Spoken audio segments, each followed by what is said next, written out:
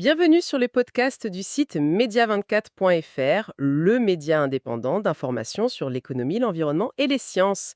Je suis votre journaliste et animatrice pour aujourd'hui et pour notre échange, j'accueille notre spécialiste des sciences. Aujourd'hui, on va parler d'une première mondiale qui se passe en Occitanie. Il s'agit de la mise en service de la première ferme éolienne flottante éco-conçue, le projet EFGL, éolienne flottante du Golfe du Lion. C'est une avancée, on peut le dire, assez notable pour le renouvelable en France. Alors, en regardant ce projet, ce qui interpelle tout de suite, c'est cette idée d'éolienne flottante. Qu'est-ce qui rend cette technologie si différente? Effectivement, c'est vraiment le point clé ici. On a donc 3 éoliennes de grande taille qui font 30 mégawatts au total. Elles sont installées assez loin, à 16 kilomètres des côtes. Et la grosse différence, c'est qu'elles ne sont pas enfoncées dans le sol marin, comme les éoliennes offshore classiques. Elles reposent sur d'énormes flotteurs. Ces flotteurs sont ensuite ancrés au fond par des lignes, un peu comme un bateau, mais en beaucoup plus stable. L'intérêt majeur, c'est que ça permet d'aller dans des zones où l'eau est très profonde. Là où fixer des fondations traditionnelles, c'est techniquement très compliqué, voire impossible. Et souvent, c'est là aussi qu'on trouve les meilleurs vents. Ah d'accord, donc on n'est plus limité par la profondeur, c'est ça l'idée, surtout en Méditerranée où les fonds descendent vite. Et ces éoliennes, elles sont puissantes, 10 mégawatts chacune, c'est bien ça. C'est ça, oui. 10 mégawatts par turbine, c'est déjà une belle puissance unitaire. Et comment on met en place des engins pareils en pleine mer? Ça doit être complexe? Oui, c'est une opération assez impressionnante. En fait, tout l'assemblage flotteur plus turbine, c'est fait à quai, sur le port de Port-la-Nouvelle, qui a été modernisé pour l'occasion. Ensuite, une fois l'éolienne complète assemblée, elle est tout simplement remorquée jusqu'à son emplacement définitif en mer. Remorqué. D'accord. Oui. Puis elle est connectée aux lignes d'ancrage et bien sûr au câble sous-marin qui va transporter l'électricité vers le réseau à terre. L'objectif annoncé, c'est de fournir de l'électricité pour environ 50 000 habitants. Et un point technique important, c'est qu'il n'y a pas de fondation en béton coulé sous l'eau. C'est moins impactant pour les fonds marins. C'est intéressant, cette approche moins invasive. Et l'autre terme qui revient souvent, c'est éco-conçu. Au-delà du béton évité, ça veut dire quoi concrètement? Alors, ça, c'est l'autre grande nouveauté du projet.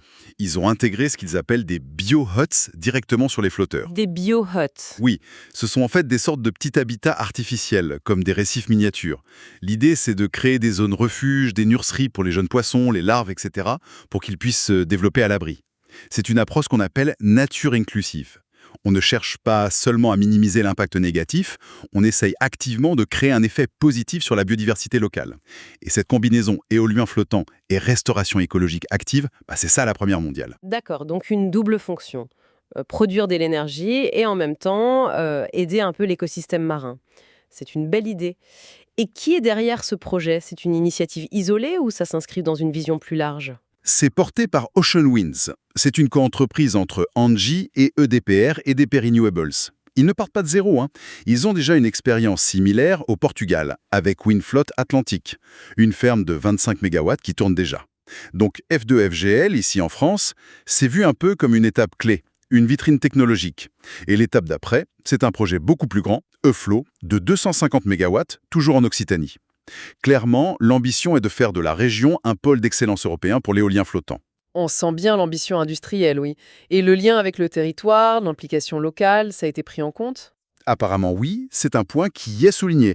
Il y a eu, d'après ce qu'on lit, une collaboration assez étroite avec les acteurs locaux, par exemple les pêcheurs, pour organiser la cohabitation des activités en mer, le port de Port-la-Nouvelle qui a été modernisé, je l'ai dit, et puis des entreprises de la région qui ont participé à la construction, la logistique. Le directeur du projet, Jérémy de Barbarin, insiste sur cet effort collectif. Ce n'est pas juste un projet technologique hors sol, quoi. Oui, cette dimension locale, c'est souvent essentiel pour l'acceptabilité et la réussite. Pour terminer, si on prend un peu de hauteur, quelle est l'importance de ce type de projet pour la France et sa stratégie énergétique?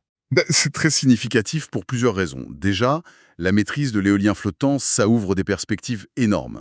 Ça donne accès à de vastes zones maritimes, notamment en Méditerranée, où les fonds sont profonds, pour produire de l'énergie renouvelable là où on ne pouvait pas avant. Ensuite, l'aspect éco-conçu, avec les bio-huts, ça montre qu'on peut essayer d'innover pour mieux intégrer ces grandes infrastructures dans l'environnement marin. Ça répond à une préoccupation croissante sur l'impact de nos installations.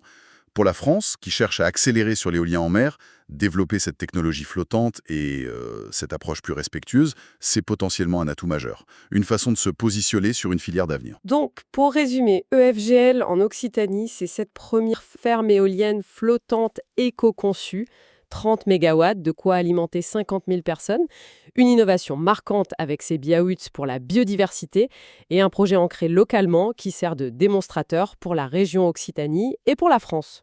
Tout à fait. Et ça soulève une question intéressante pour l'avenir, je trouve. Est-ce que ce modèle, où l'on tente de rendre une infrastructure énergétique nature positive, pourrait inspirer d'autres types de projets?